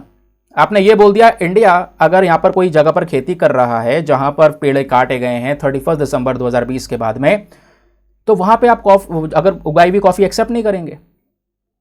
ठीक है, और केवल कॉफी नहीं दोस्तों, यहां पे मेन कमोडिटीज को, हर एक चीज को कवर किया गया, cattle, cocoa, coffee, oil palm, rubber, soya, wood. उसके अलावा यहां से जो कमोडिटीज मिलती हैं हमको, meat products, leather, chocolate, coffee, palm nuts, palm oil, उसके अलावा glycerol, natural rubber product, soybean flour, oil, fuel woods, wood products, pulp, paper, printed books, ये सभी चीजें यहां पे इसमें कवर हो जाती हैं। समझ गए? तो ये जो नियम है ये इंप्लीमेंट होने वाला है, EUDR लागू होने वाला है। तो EUDR दोस्तों लागू होने से पहले ही पहले यूरोप की कंपनियां भारत से भर भर कर कॉफी मंगा रही हैं, ताकि उसका स्टॉक बना के रखा जा सके। स्टॉक बना के रखने की वजह से हमारे भारत का कॉफी एक्सपोर्ट बढ़ रहा है। समझ गए? तो यह है बेसिक चीज। इस वजह से मैंने आपको थोड़ा बैकग्राउंड पहले बताया, ताकि आप हर एक चीज को बढ़िया तरीके से लिंक कर सकें। तो इंडिया का जो कॉफी एक्सपोर्टर्स हैं, उनकी जो डिमांड है कॉफी की, तेजी से बढ़ी यूरोप में। क्यों? क्योंकि यहां पे दोस्तों EUDR जो नॉर्म्स हैं वो जल्दी आने वाले हैं, है ना। अब यहां पे उनको फॉलो किया जाएगा। EUDR नॉर्म्स, इसमें क्या क्या चीज़ें कवर होती हैं मैं आपको बता चुका हूँ। अभी 30 दिसंबर से यहाँ पर इसको इम्प्लीमेंट करना शुरू किया जाएगा। तो कोकोआ, कॉफ़ी, पाम, रबर, ये सब चीज़ें मैं ऑलरेडी बता चुका हूँ, तो वापस इसको एक्सप्लेन किया गया है, यहीं से आपको प्रॉपर नोट्स बनाकर दे दिए गए हैं सामने। ठीक है, इशू कवर हो गया दोस्तों, क्लियर हो गया। अब आगे आते हैं, थोड़ा सा कॉफ़ी के बारे में जान लेते हैं यार, बड़ी देर से कॉफ़ी की बात हो रही है। जब बात आती है कॉफ़ी की, तो हाल ही में स्टैटिस्टिका की जो साइट है, उनकी साइट ने यह दिखाया कि भारत जो है छठा लार्जेस्ट प्रोड्यूसर है, ऊपर नीचे होता रहता है। ठीक है, कभी नीचे चले जाएगा, कभी ऊपर चले जाएगा, तो ये ऊपर नीचे होती रहती है रैंकिंग। ठीक है, वो प्रोडक्शन पर डिपेंड करता है। तो अभी थोड़े दिनों पहले इसकी साइट पर लिखा हुआ था कि इंडिया 6th लार्जेस्ट प्रोड्यूसर है कॉफ़ी का पूरे वर्ल्ड में, ब्राज़ील के बाद में। ब्राज़ील अभी भी सबसे बड़ा प्रोड्यूसर है, देन वियतनाम है, देन कोलंबिया है, देन इंडोनेशिया है, देन इथियोपिया है, एंड देन होंडुरस। ठीक है, पिछले कुछ समय पर जो भारत की कॉफ़ी है, इसको लेकर एक बड़ा अटेंशन देखने को मिला। साउथ इंडिया की जो कॉफ़ी ब्लेंड है, साउथ इंडिया में क्या होता है ना, चिकोरी और कॉफ़ी दोनों को मिक्स करते हैं, वो ब्लेंड भी काफ़ी ज़्यादा पॉपुलर आपको नजर आएगा। लेकिन दोस्तों जब बात आती है कॉफ़ी की और कॉफ़ी के इतिहास की, कॉफ़ी का इतिहास क्या है इसको समझिएगा। कॉफ़ी भारत में लेकर आई गई थी 17वीं सेंचुरी के आसपास। लगभग 7 कॉफ़ी की जो बीन्स होती हैं, या यमन से भारत स्मगल करे गए एक इंडियन पिलग्रिम के थ्रू 1670 में। अब क्या हुआ कि जब अब बीन्स आ चुके हैं, उसको उगाया गया। जो डच थे, उन्होंने भारत का एक इंपॉर्टेंट हिस्सा ऑक्यूपाई कर रखा था 17वीं सेंचुरी के समय पर। इन्होंने क्या किया, इन्होंने वही जो कॉफ़ी 1670 में भारत में आ चुकी थी स्मगलिंग के माध्यम से, उसी कॉफ़ी को जो कल्टीवेशन, उसकी खेती को यहाँ पे भारत में स्प्रेड कर दिया। इन डच ने उस खेती को पूरी तरह से भारत में फैला दिया। और ये ब्रिटिश राज के समय पर, यहाँ पर लगभग 19वीं सेंचुरी के आसपास की हम बात कर रहे हैं, जो ये कमर्शियल कॉफ़ी फार्मिंग है दोस्तों, ये बड़ी तेज़ी से फुलफिल होने लगी, फलने फूलने लगी। स्पेशली मैसूर रीजन से भी यहाँ पर कॉफ़ी का प्रोडक्शन भर भर के होने लगा। और आज अगर हमें कॉफ़ी को प्रोड्यूस करना होता है तो उसके लिए स्पेसिफिक क्लाइमेट कंडीशन और मिट्टी चाहिए होती है, अदरवाइज वो फसल इतनी बढ़िया उगकर नहीं आएगी। कॉफ़ी के लिए हॉट एंड ह्यूमिड क्लाइमेट चाहिए होता है, टेम्परेचर 50 डिग्री से लेकर 28 डिग्री सेल्सियस चाहिए होता है, बारिश 150 से लेकर 250 सेंटीमीटर के आसपास। सॉइल की बात करते हैं, जो वेल ड्रेन्ड लोमी सॉइल है वो चाहिए होती है ना, या फिर ऐसी सॉइल हो जिसमें कुछ मिनरल्स प्रेजेंट हो, वो वाली मिट्टी काफ़ी ज़्यादा बढ़िया होती है कॉफ़ी को प्रोड्यूस करने के लिए।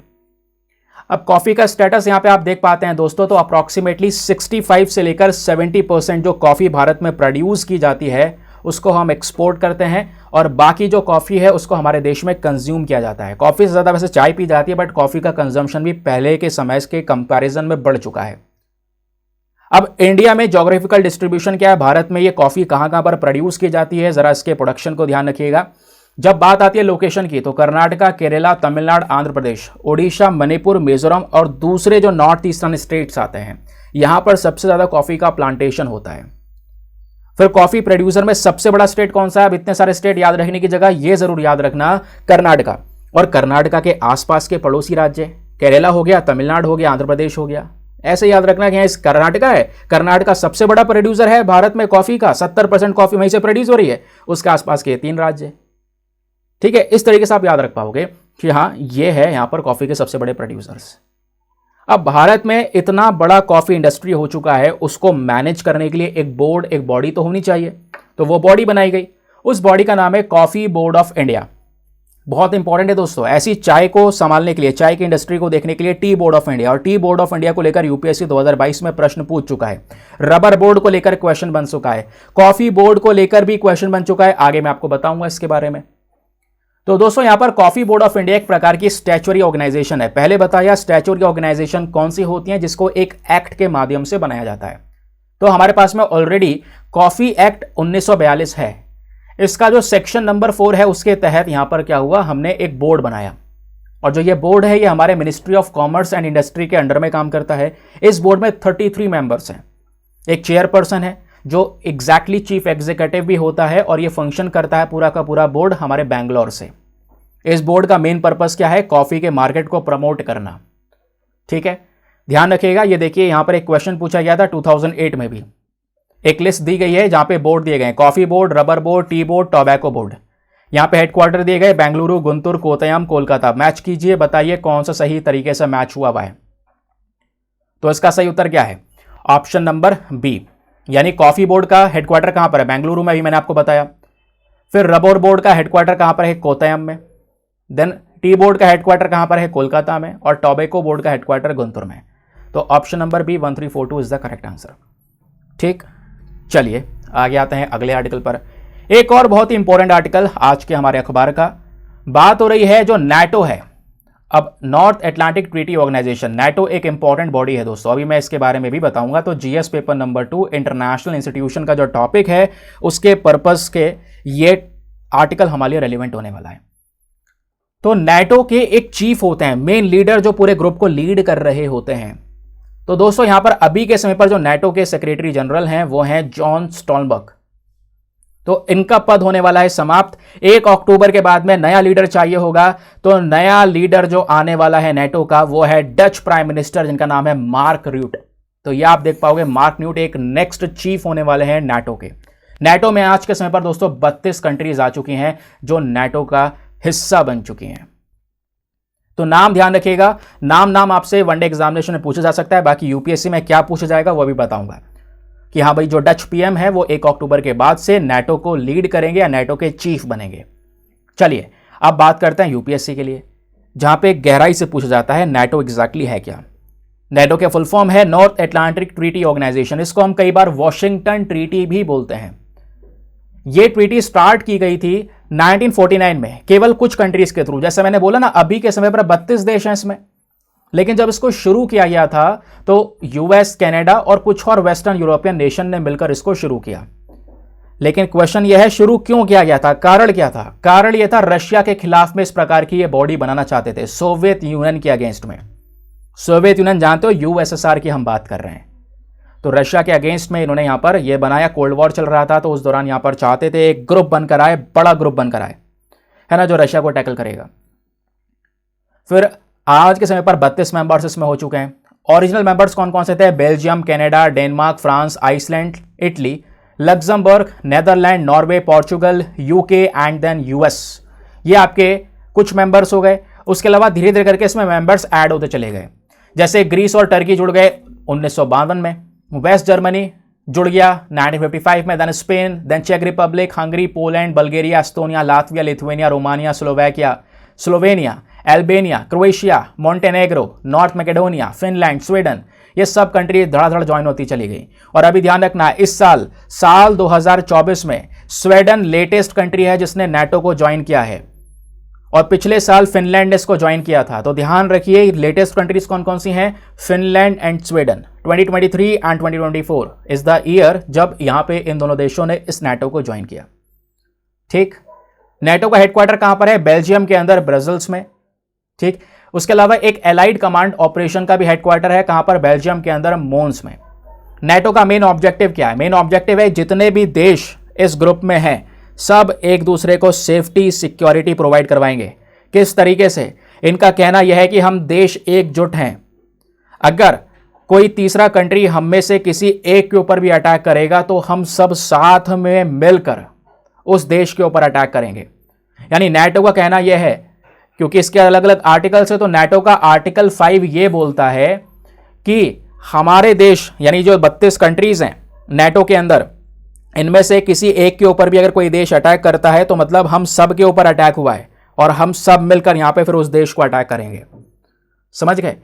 तो क्वेश्चन ये भी है क्या नाटो ने अभी तक इस आर्टिकल 5 का यूज किया है या नहीं किया है, या केवल कहने के लिए ले आए हैं कि हाँ हम सब एक हैं?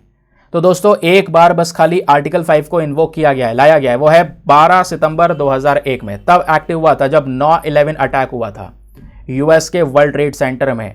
आर पार निकल गया था बिल्डिंग से प्लेन, ओसामा बिन लादेन, पता होगा पर्टिकुलर केस। ठीक है, तो उस दौरान यहां पर आर्टिकल 5 को एक्टिव किया गया था। क्लियर? नाटो क्या है, इसके ऑब्जेक्टिव्स क्या हैं? आइए आते हैं अगले आर्टिकल पर। आप सोच रहे होंगे यार बड़ा लंबा वीडियो हो गया, कितने सारे आर्टिकल। अब न्यूज़ आर्टिकल हैं तो यार एक्सप्लेन तो करना है ना। न्यूज़पेपर एनालिसिस में हमने A to Z हर एक चीज़ को कवर किया हुआ है। वीडियो सेपरेट कर दी गई हैं ताकि आपको बेटर क्वालिटी मिल सके। यहाँ पर द हिंदू, वहाँ पर आपका इंडियन एक्सप्रेस और वेरियस सोर्सेस।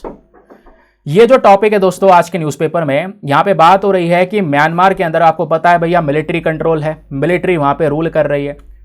लेकिन मिलिट्री रूल करने के साथ साथ म्यांमार में दोस्तों एक खतरनाक चीज़ हो रही है जिसका नुकसान भारत को भी होगा, या हो रहा है कह सकते हैं। क्या? म्यांमार में ओपियम कल्टीवेशन भर भर के हो रहा है। और ओपियम कल्टीवेशन म्यांमार आज तक रोक नहीं पाया, ये एक सबसे बड़ी चिंता वाला विषय है।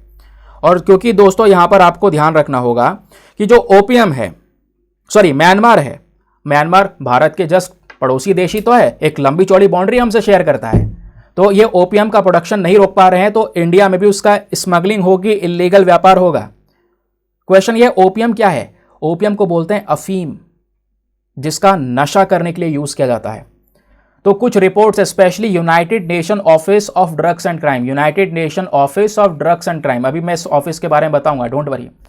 तो इसने यहां पर यह बताया कि म्यांमार का जो प्रोडक्शन है ओपियम का 2023 में वो है 1080 टन्स, 1080 टन। और ये प्रोडक्शन दोस्तों पिछले साल के कंपैरिजन में तेजी से बढ़ा है, क्योंकि पिछले साल केवल 790 टन था। तो म्यांमार एक बिगेस्ट प्रोड्यूसर बनकर आ रहा है ओपियम का, और यही लेवल प्रोडक्शन का अफगानिस्तान में भी हो रहा है। अफगानिस्तान में जब से तालिबान ने टेक ओवर किया था अगस्त 2021 में, यहां पर भी ओपियम बढ़ने लगा। और ये लगातार सप्लाई करते हैं इस ओपियम को, क्योंकि अच्छा पैसा मिलता है और उस ओपियम, उस अफीम का नशे के लिए इस्तेमाल किया जाता है। और पता है सबसे खतरनाक चीज क्या है? भारत यहां पे फंस चुका है। इसको बोलते हैं सैंडविच कंडीशन। सैंडविच क्या होता है कि ऊपर ब्रेड नीचे ब्रेड, इंडिया बीच में आ चुका है। किस चीज के मामले में? इन दो खतरनाक ग्रुप्स के बीच में। एक ग्रुप है यहां पर गोल्डन क्रीसेंट, इसको क्या बोलते हैं? गोल्डन क्रीसेंट, क्योंकि ऐसा शेप बन रहा है। एक है गोल्डन ट्राइंगल, यानी ऐसा शेप बन रहा है। तो गोल्डन क्रीसेंट में दोस्तों 3 देश हैं, ईरान, अफगानिस्तान एंड पाकिस्तान। ये तीनों हमारे पड़ोसी देश हैं, मतलब हैं आसपास ही। फिर गोल्डन ट्राइंगल में 4 देश आते हैं, म्यांमार, लाओस, वियतनाम, थाईलैंड, ये भी पड़ोसी देश हैं। अब दोस्तों ध्यान रखिएगा, ये 4 देश और ये 3 देश, ये आप कह सकते हैं 4 ये हो गया, 5, 6, 7, ये 7 देश दोस्तों वो हैं जहां पर दुनिया में सबसे ज्यादा ओपियम का प्रोडक्शन होता है, अफीम का प्रोडक्शन होता है। अभी हमने म्यांमार के बारे में पढ़ा, अफगानिस्तान के बारे में पढ़ा, यहां पे सबसे ज्यादा अफीम प्रोड्यूस किया जा रहा है गोल्डन ट्राइंगल और गोल्डन क्रीसेंट में। तो होता यह है कि इस प्रोडक्शन को कहीं ना कहीं लोग व्यापार भी करते हैं, ट्रेड भी करते हैं, इलीगल तरीके से भारत में इसकी स्मगलिंग होती है। भारत में स्मगलिंग होगी तो दोस्तों इसके नशे बढ़ेंगे, समझ गए? अब जब बात आती है ओपियम पॉपी प्लांट्स की, तो जरा इसके बारे में बात कर लेते हैं। ओपियम होता क्या है? साइंटिफिक नेम ध्यान रखिएगा, इसका साइंटिफिक नेम है पापेवर सोमनीफेरम। इसके यूजेस की जब बात करते हैं तो ओपियम दोस्तों ओपियम पॉपी से मिलता है। इस तरीके से यहां पर इसका एक प्लांट होता है, उसी से इसको बनाया जाता है। बनाने के अलग अलग तरीके हैं। अब जैसे दुनिया भर में इसका प्रोडक्शन होता है, वैसे दवाइयों में भी इसका इस्तेमाल होता है ना? मॉर्फिन, इसमें कोडाइन, हेरोइन, ये सारी चीजें यहां पर आपको देखने को मिलेंगी। मतलब कहने का मतलब है जो ये ओपियम होता है, इसको हम 100 सालों से उगा रहे हैं। एज अ पेन रिलीवर, दर्द होता है तो ओपियम का इस्तेमाल किया जाता है ना? और कई सारे ओपियोइड्स प्रोड्यूस किए जाते हैं, मॉर्फिन, कोडाइन, हेरोइन, इन सब चीजें जैसी चीजें आप देख पाएंगे। मेडिसिनली इनका यूज होता है, दर्द को कम करने के लिए, कफ को ठीक करने के लिए, स्लीप को बढ़ाने के लिए भी इनका यूज होता है, लेकिन दवाइयों में, वो भी यहां पर एक लिमिटेड क्वांटिटी में। ऐसा नहीं है नशे के लिए इस्तेमाल हो रहा है। और ध्यान रखिएगा, दुनिया में जो ओपियम का प्रोडक्शन हो रहा है, इंडिया एक वो देश है जिसको यहां पर अप्रूवल मिला है। कहां से? United nation single convention on narcotics drugs से हमने अप्रूवल लिया है, UNSC-NDC से। ठीक है भाई, ये बॉडी है पूरी की तरह से जो ड्रग्स को कंट्रोल करने का काम कर रही है, तो हमने उससे ऑथराइजेशन लिया। उसके बेसिस पे हम क्या करते हैं? गम ओपियम प्रोड्यूस करते हैं। लेकिन यहीं पर कुछ देश और हैं, जैसे Australia, Austria, France, China, Hungary, Netherland, Poland, Slovenia, Spain, Turkey, चेक रिपब्लिक, ये भी ओपियम को कल्टीवेट करते हैं। ये जो कंट्रीज है दोस्तों, ये एक्सट्रैक्ट गम नहीं निकालते, ये स्पेशली यहां पर ओपियम को कंसंट्रेट वे में, रॉ वे में निकालते हैं। इस तरीके से उसको वॉश करते हैं कई सारे केमिकल से, वाटर से, देन सूखा ड्राई करने के बाद में यहां पर ओपियम को प्रोड्यूस करते हैं। ठीक है, तो इस लेवल पर ओपियम का प्रोडक्शन हो रहा है, ये आपको समझ में आ गया। क्या है स्थिति वो आपको समझ में आ गया। अब ये पूरा स्थिति हमारे सामने प्रेजेंट किसने किया है? United nation office and drugs and crimes ने। तो ये एक पर्टिकुलर बॉडी है जो ड्रग्स और क्राइम को रोकने का काम करती है, यूनाइटेड नेशन का ही हिस्सा है। तो ये जो बॉडी है दोस्तों, इसको बनाया गया था 1997 में। ठीक है, इसको नाम जो UNODC का नाम है 2002 में दिया गया। यह बॉडी ड्रग्स कंट्रोल को लेकर स्पेशल फोकस करती है, ध्यान रखिएगा, है ना? और ऐसे ही यहां पर इतनी देर से हम ड्रग्स की बात कर रहे हैं, नशे की बात कर रहे हैं, तो ये जो ड्रग्स अब्यूज होता है, इस ड्रग अब्यूज से लड़ने के लिए, इस ड्रग्स कंट्रोल को करने के लिए भारत ने कई सारे इनिशिएटिव भी स्टार्ट करे हैं। जैसे नशा मुक्त भारत अभियान हो गया, नेशनल एक्शन प्लान हो गया, नार्को कोऑर्डिनेशन सेंटर हो गया, फंड बनाया गया, नेशनल फंड बनाया गया इस ड्रग अब्यूज को कंट्रोल करने के लिए। ठीक है। तो कई बार ऐसे इनिशिएटिव्स पूछ लिए जाते हैं मेंस में कि बताइए भारत क्या कर रहा है इस प्रकार के ड्रग्स को कंट्रोल करने के लिए। उसी प्रकार से दोस्तों आपको ग्लोबल इनिशिएटिव्स भी देखने को मिलेंगे। अब भारत में कौन कौन से इनिशिएटिव हैं, सॉरी ये तो मैंने आपको बता दिया इंडिया वाले इनिशिएटिव्स। दुनिया में क्या क्या कदम उठाया जा रहा है ड्रग्स को कंट्रोल करने के लिए, वो भी एक बार देख लीजिए।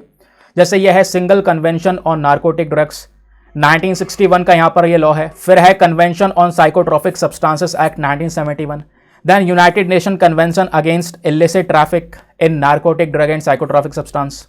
इंडिया यहां पर, मैंने ये तीनों नाम इसलिए लिए हैं क्योंकि भारत यहां पर तीनों के तीनों को साइन कर चुका है ना। हमारे पास में एक प्रॉपर एक्ट है, इन तीनों को साइन करके हमने खुद एक एक्ट बनाया है, narcotic drugs and psychotropic substances act, NDPS act 1985 में बनाया गया। इसका मेन पर्पस यही है ड्रग्स को कंट्रोल करना।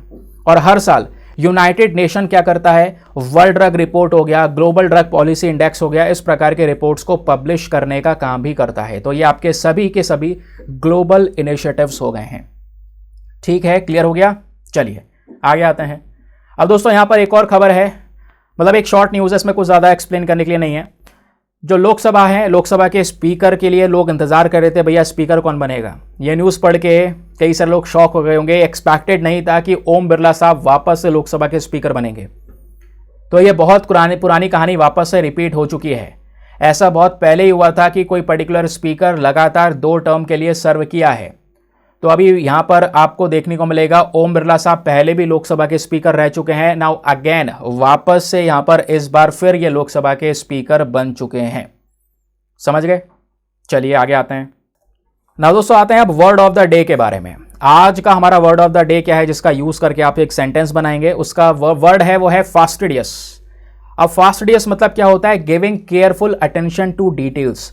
छोटी छोटी डिटेल पर एक बहुत ज्यादा अटेंशन देना, है ना। बहुत यानी साफ सफाई को लेकर एक बहुत ज़्यादा कह सकते हो कंसर्न पर्सन होना, है ना। तो उसको बोलते हैं यहाँ पर फेस्टिडियस।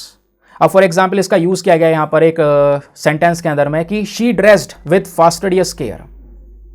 उसने ड्रेसिंग की है, किस तरीके से ड्रेस पहना है, बहुत ही ज़्यादा अटेंशन दिया है डिटेल्स के ऊपर में, या फिर कह सकते हो बहुत ज़्यादा क्लीनलीनेस को ध्यान में रखते हुए एक काम किया है।